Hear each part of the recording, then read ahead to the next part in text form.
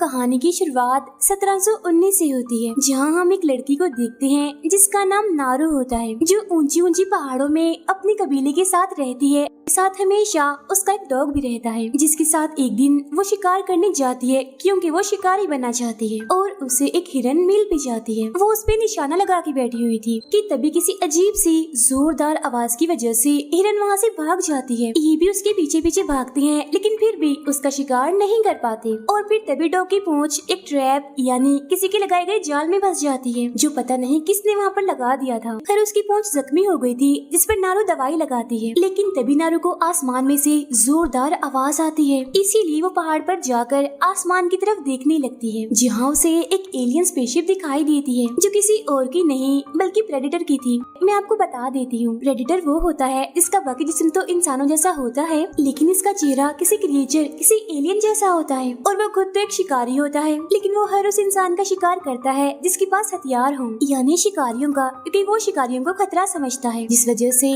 वो उनके सख्त खिलाफ है और रहता भी वो किसी दूसरे प्लेनेट पर है। खैर अब नारू भागते हुए अपने भाई के पास जाती है, जो काफी अच्छा शिकारी था। वो उसे भी बता देती है कि आज मैंने आसमान में एक काफी बड़ा परिंदा देखा। दरअसल वो यहाँ प्रेडेटर के स्पेसशिप की बात कर रही थी, क्योंकि इस वक्त में लोग स्पेसशिप के बारे में नहीं जानते थे, तो वो उसे बड़ा परिंदा ही समझ बैठी। वो कहती है कि शायद ये मेरे लिए एक मौका है कि अब मैं कोई बड़ा शिकार करूँ, जिस पर उसका भाई कहता है कि पहले तुम्हें इससे भी बड़ा शिकार करना होगा, और वो भी उसका जो तुम्हारा दुश्मन हो, तुम्हारा शिकार करना चाहता हो। नारू घर जाती है, जहाँ हम उसकी मॉम को देखते हैं, जो मेडिकल को काफी अच्छे से जानती है, यानी वो जड़ी बूटियों से दवाई बनाना जानती थी, लेकिन उन्हें अपनी बेटी नारू का शिकार करना बिल्कुल भी पसंद नहीं था। इसीलिए वो उसे कहती है कि तुम शिकार करना छोड़ दो बेटा, क्योंकि शिकार के अलावा तुम बाकी चीजों में भी काफी अच्छी हो, इसीलिए मेहरबानी करो ये शिकार करना बंद कर दो। ये कहने के बाद वो नारू को एक फूल वाली जड़ी बूटी लाने के लिए भेज देती है। वही स्पेसशिप में दिखाई जाती है, जिसमें से प्रेडेटर इनविजिबल होकर इन्हें गायब हालत में निकलता है। अब नारू जब जड़ी बूटी लेकर कबीले में वापस आती है, तो वो देखती है कि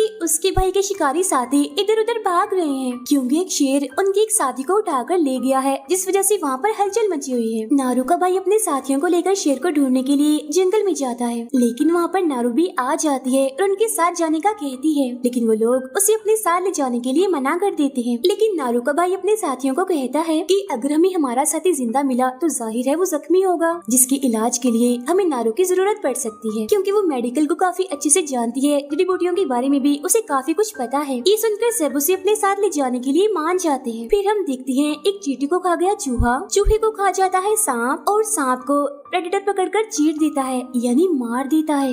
वो यहाँ इनविजिबल इन्हीं गायब हालत में ही होता है। उधर जंगल में इन लोगों को अपना साथी जख्मी हालत में मिल जाता है। जब नारू उसका इलाज करती है, उसके जख्मों पर दवाई लगाती है, साथ ही वो उसे वही फूल वाली जड़ी बूटी की दवाई बनाकर भी पिलाती है, जिससे उस जख्मी लड़के का जिस्म ठंडा होने लगता है, क्योंकि अगर उसका जिस्म गर्म रहा तो उसका खून बहता रहेगा, जिस वजह से उसकी मौत भी हो सकती है। अब रात होने की वजह से वो अपने जख्मी साथी को कबीले में ले जाने के लिए निकलते हैं, लेकिन नारू का भाई कहता है कि अभी मैं तुम्हारे साथ नहीं जा रहा, मैं शेर को ढूंढकर उसे मार दूंगा। जिस पर वो अपने भाई से कहती है कि मैं भी तुम्हारे साथ जाऊंगी, क्योंकि मामला जितना आम दिख रहा है उतना नहीं है, बल्कि बात कुछ और ही है। लेकिन वो उसे मना कर देता है और अकेला ही चला जाता है। और अब जब नारू बाकी लोगों के साथ वापस जा रही होती है, तो तभी उसे रास्ते में उसे सांप की छिली हुई लाश मिलती है, जिसे प्रेडेटर ने मारा था।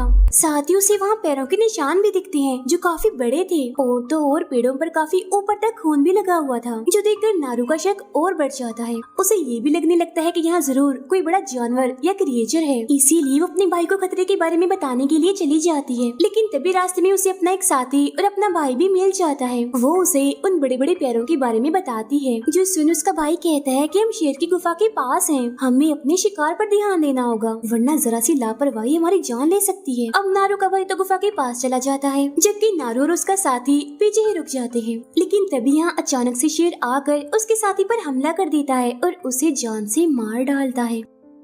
अब उसका अगला शिकार नारू थी, लेकिन वो उल्टा शेर की आवाज सुनकर उस पर हमला करके उसे जख्मी कर देती है। लेकिन तभी उसे जंगल में एक रोशनी दिखाई देती है, जिस वजह से उसका ध्यान भटक जाता है। पैर फिसलने की वजह से वो पेड़ से नीचे गिरकर बेहोश हो जाती है, लेकिन गिरते गिरते उसने शेर पर वार भी कर दिया था। फिर जब नारू को होश आती है तो वो खुद को अपने घर में पाती है, जिसे कोई और नहीं उसका भाई लेकर आया था। और तभी उसका भाई शेर का शिकार करके अपने कबीले में वापिस आ जाता है। अब उसकी इस बहादुरी की वजह से उसे कबीले का नया चीफ बना दिया जाता है। सब लोग खुश थे कि खतरा टल गया, लेकिन सिर्फ नारू खुश नहीं थी क्योंकि वो जानती थी कि खतरा अभी नहीं टला। इसीलिए वो अपने भाई से कहती है कि मुझे जंगल में सांप भी दिखाई दिया था जिसे किसी ने चीर कर 2 हिस्सों में काट दिया था, और मैंने जंगल में अजीब सी रोशनी भी देखी थी। मुझे कुछ ठीक नहीं लग रहा। मेरा ख्याल है वहाँ जंगल में कोई खतरनाक शिकारी है जिससे हम अभी तक अनजान हैं, इसीलिए हमें वापस जाना चाहिए। लेकिन उसका भाई उसकी बातों पर ध्यान नहीं देता और वहाँ से चला जाता है। लेकिन अगली सुबह नारू अकेले ही अपने डॉग को लेकर जंगल में चली जाती है, जहाँ थोड़ी दूर जाने पर उसे पेड़ पर प्रेडेटर का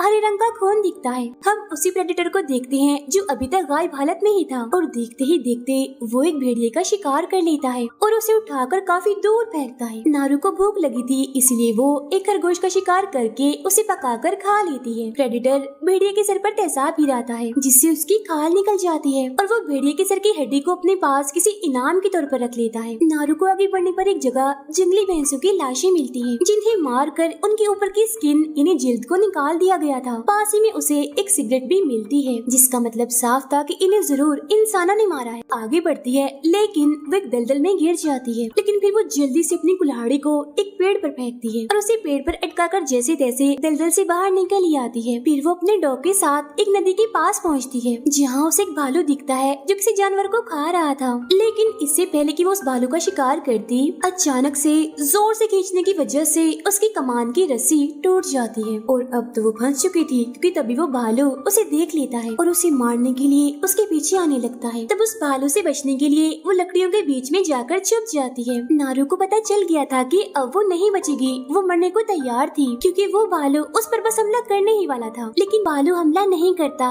और रुक जाता है क्योंकि वहाँ पर आ चुका था प्रेडेटर। यहाँ भालू और उसकी काफी लड़ाई होती है, जिसमें प्रेडेटर का खून भी निकलता है हरे रंग का। लेकिन जब प्रेडेटर को गुस्सा आता है तो वो एक ही झटके में उसे मुक्का मारकर जान से मार डालता है। भालू का खून उस पर गिरने की वजह से अब वो दिखने लगता है, जिसे देखकर नारू की आंखें खुली की खुली रह जाती हैं। वो काफी डर भी चुकी थी, जिस वजह से वो चीखते हुए वापस जंगल में आ जाती है पानी के रास्ते से। यहाँ उसे उसके कबीले के लोग मिलते हैं, जिन्हें नारू के भाई ने ही भेजा था उसे ढूंढने के लिए। उन सबको प्रेडेटर के बारे में बता देती है, लेकिन कोई भी उसकी बातों पर यकीन नहीं करता, जिस वजह से नारू को गुस्सा आ जाता है और वो वहाँ से जाने लगती है। उसे एक लड़का रोकता भी है, जिसके साथ वो लड़ने लगती है, उसे मारती है। अब ये लोग नारू को पकड़कर उसे बांध देते हैं ताकि ये दोबारा जंगल में ना जाए। अब ये सब कुछ प्रेडेटर भी देख रहा था, और तभी वो इनकी तरफ आ ही जाता है क्योंकि इनके हाथ में हथियार थे और इन पर हमला कर देता है। वो अपने लेजर लाइट के जरिए ये सब कुछ कर रहा था और शिकारी अंदाजे से ही उस पर हमला कर रहे होते हैं। जहाँ इसी बीच हम उसकी झलक भी देख पाते हैं। काफी अजीब थी क्योंकि उसने मास्क पहना हुआ था और यही मास्क उसकी मदद कर रहा था सबको ढेर करने में। फिर एक के बाद एक सबके मरने का नंबर लग जाता है। प्रेडेटर उन्हें काफी बुरी मौत देता है। इसी बीच मौका देकर नारू अपनी रस्सी खोलती है और वहाँ से भागने लगती है। आगे वो घास के एक मैदान में आती है, जहाँ उसे कबीले का एक लड़का मिल जाता है। लेकिन यहाँ प्रेडेटर इंसानों के जिस्म से निकलने वाली हीट की वजह से इंसानों को देख सकता था,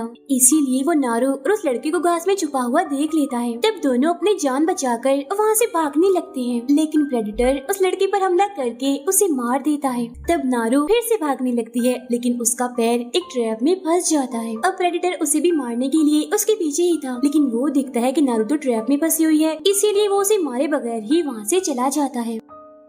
यहाँ कुछ शिकारी आ जाते हैं जिन्होंने इस ट्रैप को यहाँ लगाया था, और इन्होंने ही उन जंगली भैंसों का शिकार किया था। वो नारू को बेहोश करके अपने कैंप में ले जाते हैं, जहाँ होश आने पर वो खुद को बंधा हुआ पाती है। यहाँ एक ट्रांसलेटर इन्हें हर चीज को खुलकर बताने वाला इंसान नारू से कहता है कि प्रेडेटर ने हमारे बहुत सारे लोगों को मार दिया है और वो सबसे ताकतवर शिकारी को ढूंढ रहा है। अगर तुम्हें प्रेडेटर के बारे में कुछ पता है तो हमें बता दो। लेकिन नारू मना कर देती है कि नहीं, मैं उसके बारे में कुछ नहीं जानती। तभी इस कबीले का सरदार नारू के भाई को लेकर आता है, जिसे उन्होंने बंदी बनाया हुआ था, और उसे काफी मारने लगता है। जिसके बाद ये लोग नारू और उसके भाई को पेड़ के साथ बांध देते हैं ताकि जब प्रेडेटर इन दोनों पर हमला करने के लिए आएगा तो ये लोग उसे मार देंगे। और तभी यहाँ पर प्रेडेटर खुलकर सामने आता है, यानी अपने असली रूप में। नारू अपने भाई से कहती है कि हमें डरने की जरूरत नहीं है क्योंकि प्रेडेटर ऐसे ही हमला नहीं करता, वो सिर्फ उन्हीं लोगों को मारता है जिनके पास हथियार होते हैं, और ये उसका अपना अंदाज है क्योंकि वो शिकारियों के खिलाफ है। है और जिसके पास भी हथियार होता है वो उसे शिकारी समझ लेता है। लेकिन उसका भाई कहता है जैसे तुमने शेर को मारकर जख्मी किया था इसको भी जख्मी कर देना, बाकी काम मेरा है। वो कहता है if it bleeds we can kill it, यानी अगर ये जख्मी हो गया, इसका खून बहा तो हम इसे मार सकते हैं। अब शिकारियों ने पहले ही ट्रैप लगा कर रखे थे जिसमें प्रेडेटर का पैर फंस जाता है, लेकिन वो काफी बहादुर और ताकतवर था इसीलिए बड़ी आसानी से ही खुद को छुड़ा लेता है। उसे इतना गुस्सा आ गया होता है कि वो एक एक करके सभी पर हमला करना शुरू कर देता है और काफी सारे लोगों को वो दर्दनाक मौत भी दे देता है। अब नारू एक ट्रैप की ब्लेड से अपनी और अपने भाई की रस्सियों को काट देती है, वो दोनों आजाद हो जाते हैं। अब उसका भाई अपने घोड़े को लाने चला जाता है ताकि वो लोग यहाँ से निकल सके। नारू खुद कैंप जाती है अपने डॉग को लाने के लिए। अब प्रेडेटर अपने हाथ में लगी डिवाइस को ऑन करके जमीन पर फेंक कर वहाँ से चला जाता है। जैसे वो शिकारी उस डिवाइस के पास जाते हैं तो वो एकदम से ही खुल जाती है जिसके अंदर से 3 उड़ने वाली बम बाहर निकलकर फट जाते हैं। बचे हुए सभी लोगों की मौत हो जाती है। नारू कैंप में आती है जहाँ उसे कुछ शिकारी मिलते हैं जिन पर हमला कर वो उन्हें मार देती है। फिर वो अपने डॉग के पास जाकर उसे अपने भाई के पास जाने का कहती है। तभी यहाँ ट्रांसलेटर आ जाता है जो जिंदा बच गया था, लेकिन प्रेडेटर ने उसके पैर को काट दिया होता है। वो नारू से कहता है कि मैं तुम्हें अपनी बंदूक दे दूंगा लेकिन अगर तुम मेरा इलाज करोगी तो। अब नारू उसका इलाज करने लगती है और उसे भी वही फूल वाली जड़ी बूटी देती है जिसे खाकर ट्रांसलेटर का जिस्म ठंडा होने लगता है। लेकिन तभी यहाँ प्रेडेटर आ जाता है और ट्रांसलेटर का जिस्म ठंडा हो गया था जिसकी वजह से वो उसे नहीं देख पाता। लेकिन तभी यहाँ से जाते हुए प्रेडेटर उस ट्रांसलेटर के टांग पर अपना पैर रख देता है और वो दर्द की वजह से चीखने लगता है। प्रेडेटर को पता चल चुका था कि वो जिंदा है, इसीलिए अब की बार वो उसे नहीं छोड़ता और जान से मार डालता है। तभी यहाँ नारू का भाई आकर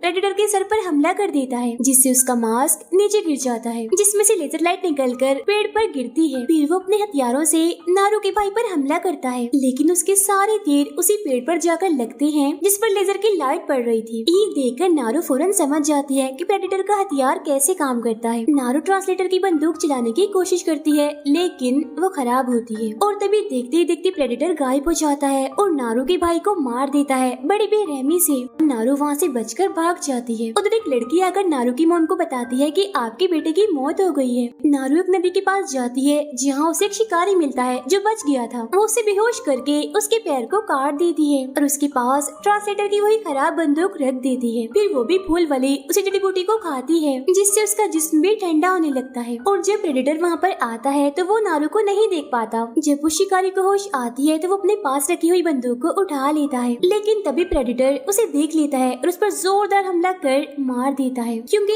इस शिकारी के हाथ में उसने बंदूक जो देख ली थी। लेकिन तभी नारू पीछे से प्रेडेटर के सर पर गोली चलाती है जिससे उसका मास्क फिर से नीचे गिर जाता है जिसे लेकर वो एक जगह पर आती है। वहाँ उस मास्क की मदद से वो प्रेडेटर को पकड़ने के लिए ट्रैप लगाती है, यानी उसके लिए जाल बिछाती है। तभी यहाँ वो भी पहुँच जाता है और नारू कुल्हाड़ी से उस पर हमला कर देती है, लेकिन प्रेडेटर उससे बचते हुए उसे दूर फेंक देता है। लेकिन नारू एक बार फिर से वापस आकर एक हथियार से जोरदार हमला करती है, बदले में वो भी उस पर हमला करता है। यहाँ इन दोनों के बीच काफी खतरनाक लड़ाई चलती है, लेकिन उसके हर वार से नारू खुद को बचा लेती है क्योंकि वो अच्छे से जान चुकी थी कि उसका वो लेजर कैसे काम करता है। वो ये है कि प्रेडेटर की लेजर जहाँ पर टारगेट होती है, यानी जहाँ उसकी लेजर का निशाना पड़ता है वहाँ पर ही वो हमला कर सकता था।